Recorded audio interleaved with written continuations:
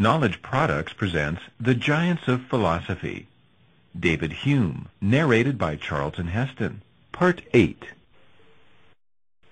Hume revolutionized philosophy by adopting a new perspective for understanding ourselves, our relation to the world, and our relation to each other.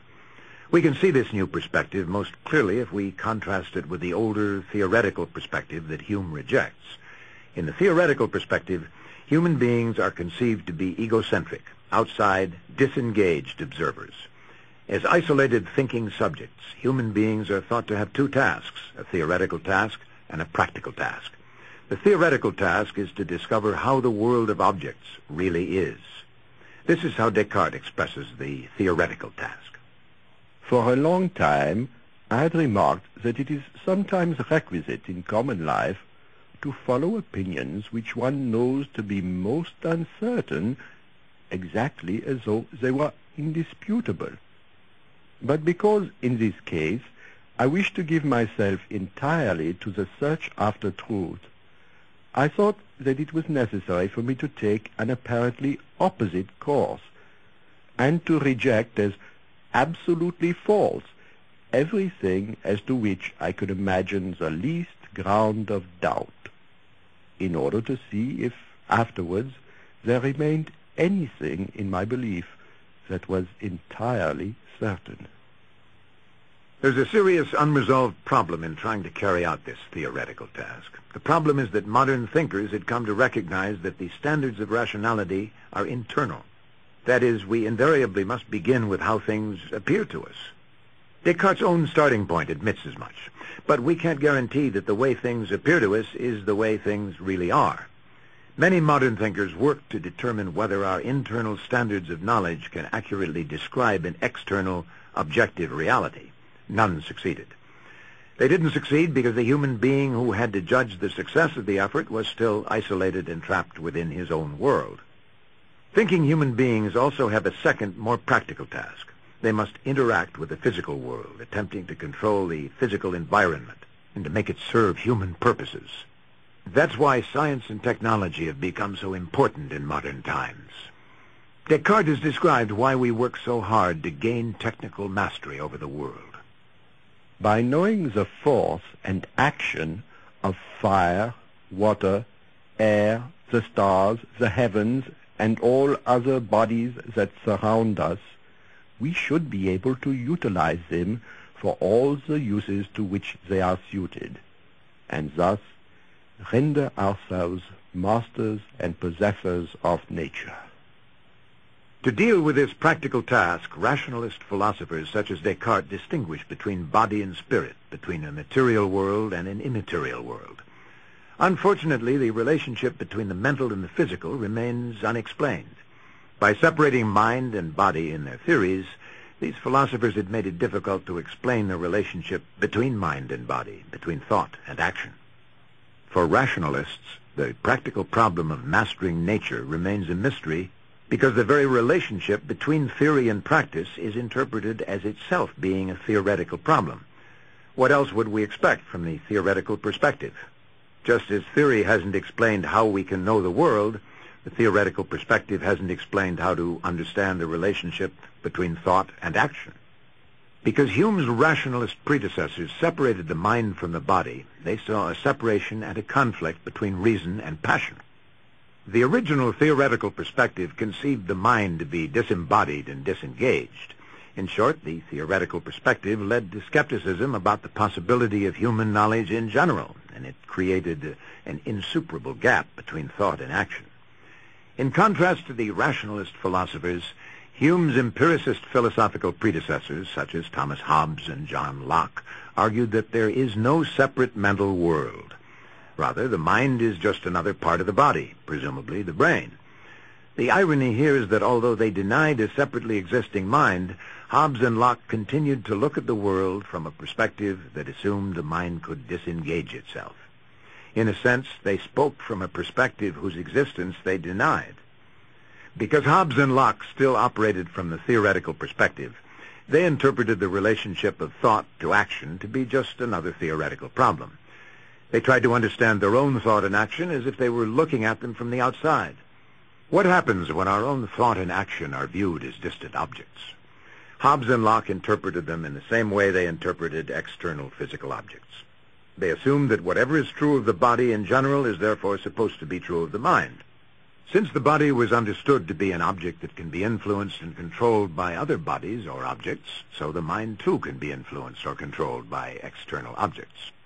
The problem with this view is that it's difficult to see how a material being whose activities are caused by external events can be said even to have a practical task. The whole notion that human beings have purposes and that they rationally try to carry out these purposes seems lost once the mind is just another object controlled by outside forces. For Hobbes and Locke, there's no longer an inside force or mental world different from the outside physical world. So control of our actions has to come from outside forces. Hobbes and Locke managed to avoid Descartes' dualism of body and mind, but at the cost of creating even worse problems. By assuming that human beings are isolated and disengaged observers, Hobbes and Locke also faced the problem of explaining how and why people can cooperate in the social and political world. Unfortunately, they couldn't show how the tasks of isolated individuals could be seen in a socially coherent and responsible way. The best they could come up with were either Hobbesian arguments about how isolated individuals cooperate out of self-interest, or the Lockean idea that God guarantees that isolated individuals will be better off cooperating.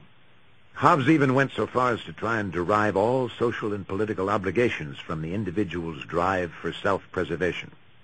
If this is all we have, then there's a constant, unremitting danger of the social world falling apart. One of Hobbes's supporters, Bernard Mandeville, had argued that there was no moral realm. Mandeville said that benevolence was only a mask for self-interest, that the pursuit of self-interest or vice was socially beneficial. Like Hobbes, Mandeville argued that only the fear of external force keeps human beings at peace. Here again, human beings are understood to be objects, subject to external forces only. Mandeville puts it this way. No species of animal is, without the curb of government, less capable of agreeing long together in multitudes than that of man. To sum up, the theoretical perspective separates the mind from the body, our thought from our actions, and this generates three problems. First, it cuts us off from the world. Second, it cuts us off from ourselves. Third, it cuts us off from each other. Against the background of these three unresolved theoretical and practical problems, we can understand Hume's revolution in philosophy. He announces this revolution in the introduction to his treatise of human nature. It is evident that all the sciences have a relation, greater or less, to human nature, and that however wide any of them may seem to run from it, they still return back by one passage or another. Even mathematics, natural philosophy, and natural religion are in some measure dependent on the science of man, since they lie under the cognizance of men and are judged of by their powers and faculties. It is impossible to tell what changes and improvements we might make in the sciences were we thoroughly acquainted with the extent and force of human understanding, and could explain the nature of the ideas we employ and of the operations we perform in our reasonings. We ourselves are not only the beings that reason, but also one of the objects concerning which we reason. In pretending, therefore, to explain the principles of human nature, we, in effect, propose a complete system of the sciences, built on a foundation almost entirely new, and the only one upon which they can stand with any security. Hume's originality lies in the fact that he was thinking in pragmatic or action-oriented terms. He tested his theories against the standards set by practical requirements. The most abstract speculations concerning human nature, however cold and unentertaining, become subservient to practical morality, and may render this latter science more correct in its precepts and more persuasive in its exhortations. Hume proposes to circumvent the three problems of the theoretical perspective. He wants us to adopt a new outlook, where the theoretical perspective assumes that we are all isolated thinking beings. Hume's perspective assumes that we are primarily social and practical. There are in England in particular many honest gentlemen who, being employed in their domestic affairs or amusing themselves in common recreations, have carried their thoughts very little beyond those objects which are every day exposed to their senses. And indeed of such as these I pretend not to make philosophers. They do well to keep themselves in their present situation, and instead of refining them into philosophers, I wish rather that we could communicate to our founders of systems a share of this gross, earthy mixture. Hume views human beings fundamentally as agents, as doers, immersed with others in a physical and social world. He sees humanity's primary task as practical, not theoretical. Man is a reasonable being, but so narrow are the bounds of human understanding that little satisfaction can be hoped for in this particular. Man is a sociable being, no less than a reasonable being. Man is also an active being. It seems, then, that nature has pointed out a mixed kind of life as most suitable to the human race.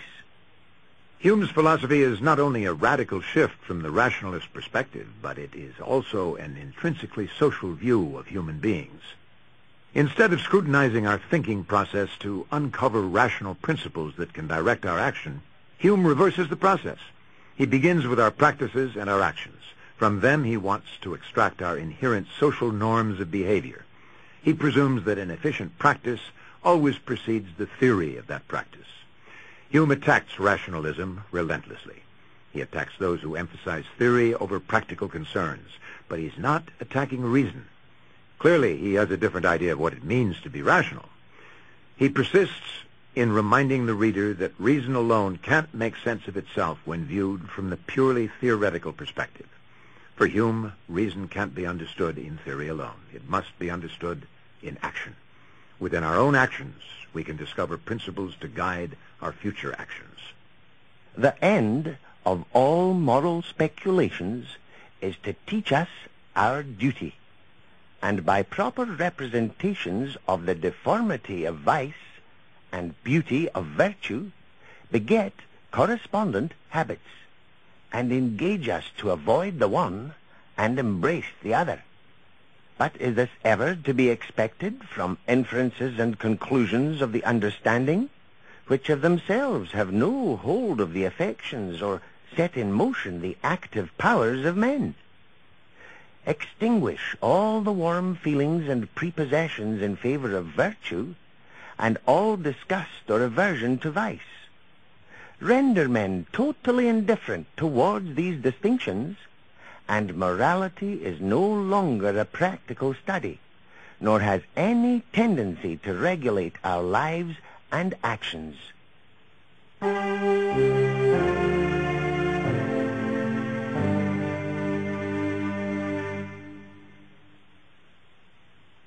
David Hume died in 1776 at age 65. In his lifetime, few philosophers had appreciated his work, and few could stimulate him to even greater heights. But Hume was well liked by those in the literary world. His French friends called him Le Bon David, and in Scotland he was known as Saint David. Hume died unaware that his philosophy would later influence many thinkers. It would excite the controversy that he'd hoped for but didn't achieve in his lifetime. But there was little disagreement in the affection that Hume's friends had for him. Perhaps his closest friend, the Scottish economist Adam Smith, best captured those sentiments in a letter written upon Hume's death. Thus died our most excellent and never-to-be-forgotten friend, concerning whose philosophical opinions men will, no doubt, judge variously, everyone approving or condemning them according as they happen to coincide or disagree with his own, but concerning whose character and conduct there can scarce be a difference of opinion. Upon the whole, I have always considered him, both in his lifetime and since his death, as approaching as nearly to the idea of a perfectly wise and virtuous man as perhaps the nature of human frailty will permit. This concludes Knowledge Products, The Giants of Philosophy. David Hume, narrated by Charlton Heston.